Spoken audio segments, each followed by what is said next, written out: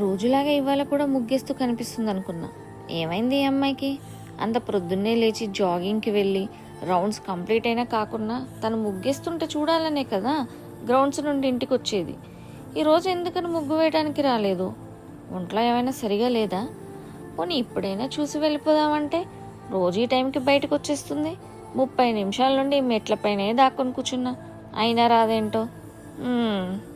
ఈ బిల్డింగ్కి వచ్చి 1 ఇయర్, ఇప్పటివరకు కనీసం ఐ కాంటాక్ట్ కూడా ఇవ్వలేదు నాకు.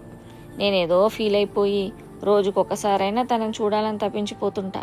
ఇలా మెట్లెక్కుతూ దిగుతూ తను ఉందా లేదా, ఉండి కనిపిస్తే పీక్స్కి వెళ్ళిన హార్ట్ బీట్, లేకపోతే గాలి తీసేసిన టైర్ మొహం వేసుకొని వెళ్ళటం, తను బట్టలు ఆరేయడానికి కింది నుంచి టెర్రస్ పైకి రావటం, నేను పైనుండి చూసి మా ఇంటి పైన ఉన్న టెర్రస్ పైకి తనకన్నా ముందే వెళ్ళి కూర్చోవటం, కాసేపు ఏ ఫోన్లోనో మాట్లాడుతున్నట్టు బిల్డప్ ఇచ్చి తన కిందికి వెళ్ళిపోగానే నేను కూడా కిందికి దిగి మా ఇంట్లోకి వెళ్ళటం.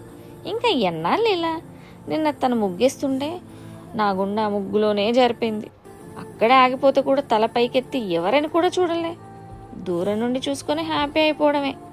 అయినా ఏ మాట కా మాట, ఈ కాలంలో ఇంత ప్రొద్దున్నే లేచి ముగ్గు వేసే అమ్మాయిలు ఎక్కడ దొరుకుతారు? అప్పుడే లేచినా కూడా ఎంత బాగుంటుందో.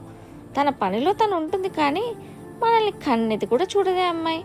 వచ్చేప్పుడు లుకింగ్ గుడ్ అనేసి వచ్చా, తననే అన్నానా అర్థమైందో లేదో.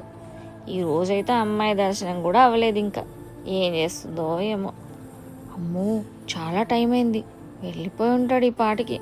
పొద్దున అలారం పాడై ముగ్గు వేయడానికి కూడా లేవలేదు. ఇప్పుడేమో అమ్మ చెప్పిన పనులన్నీ చేస్తూ టైం చూసుకోలేదు. బయటకు వెళ్ళి చూద్దాం. అవును, సరిగానే ఉన్నా కదా. ఒకసారి వెళ్ళి మిర్రర్ ముందు నిలబడి బొట్టు పెట్టుకొని చిన్న క్యూట్ లిటిల్ స్మైల్ ఇచ్చి బయటకు వెళ్ళి ఉన్నాడా లేడా.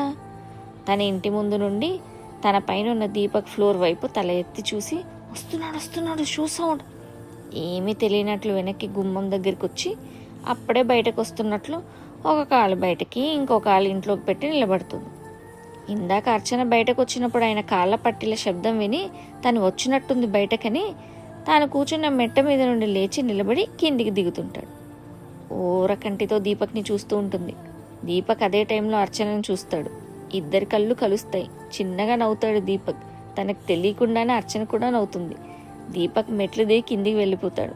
అర్చన అతను వెళ్ళిపోగానే గట్టిగా కొట్టుకుంటున్న గుండెని చేత్తో పట్టుకొని ఇంట్లోకి వెళ్ళి డోర్ క్లోజ్ చేసి డోర్కి వీపానించి వావ్, నన్ను చూసి నవ్వేసాడహో అని 2 చేతులు పైకెత్తి యాహూ యాహూ అని డ్యాన్స్ చేస్తుంది.